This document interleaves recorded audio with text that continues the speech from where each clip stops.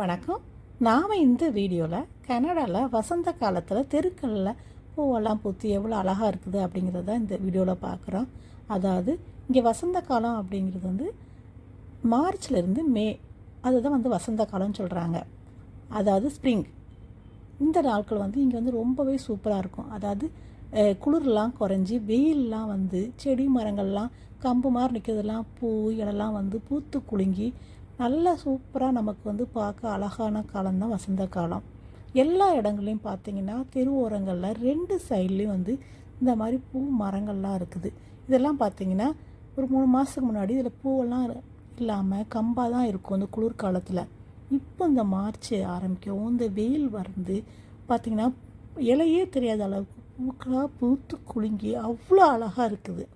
மார்ச்சுக்கு அப்புறம் பார்த்திங்கன்னா வெதர்லாம் நல்லா மாறி வர்றதுனால எல்லா மரம் செடி எல்லாமே ரொம்ப சூப்பராக தழுத்து வந்துட்டுருக்கும். இந்த நேரங்களில் தான் நம்ம வந்து கார்டனிங் பண்ணுறதுக்கு விதை போடுறது, செடி வைக்கிறது, இந்த மாதிரி வேலைகள்லாம் பண்ண ஆரம்பிக்கும். ஒரு 3-4 மாதத்துலேயே நமக்கு வந்து எல்லாமே அறுவடை பண்ணி எடுத்துடலாம். அந்த மாதிரி இருக்கும். அதுலேயே ரோட்டு சைடில் நான் ஒரு தெருவில் பார்த்தேன், இவ்வளோ அழகான மரங்கள்லாம் இருந்தது, பார்க்கவே அழகாக இருந்தது.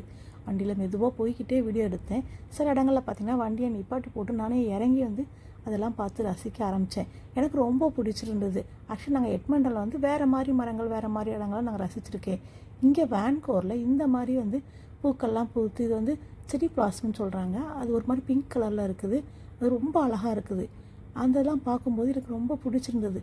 சரி, நான் பார்த்து ரசித்ததை நீங்களும் பார்த்து ரசிக்கணும் அப்படிங்கிறதுக்காக தான் இந்த வீடியோ எடுத்து நான் போடுறேன்.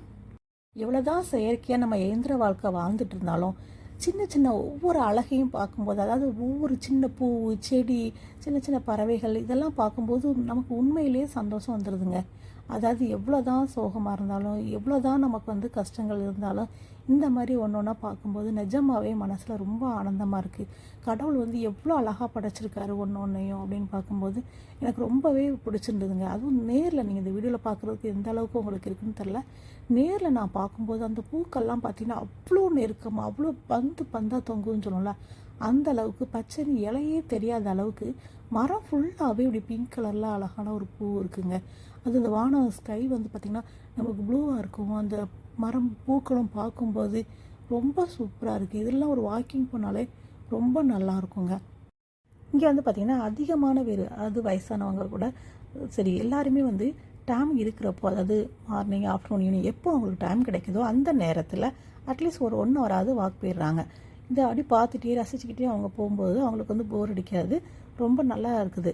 அதனால் எல்லாருமே பண்ணுறாங்க. மேக்ஸிமம் பார்த்திங்கன்னா எல்லோரும் வாக் போகிறத நான் வந்து பார்த்துருக்கேன். இந்த பூவெல்லாம் பார்க்க எனக்கு ரொம்ப பிடிச்சிருந்ததுனால தான் உங்களுக்கு இந்த வீடியோ காமிச்சேன். இந்த வீடியோ உங்களுக்கு பிடிச்சிருந்தால் லைக் பண்ணுங்கள், ஷேர் பண்ணுங்கள், சப்ஸ்கிரைப் பண்ணுங்கள், கமெண்ட் பண்ணுங்கள். என்னோட இந்த வீடியோ பார்த்ததுக்கு மிக்க நன்றி.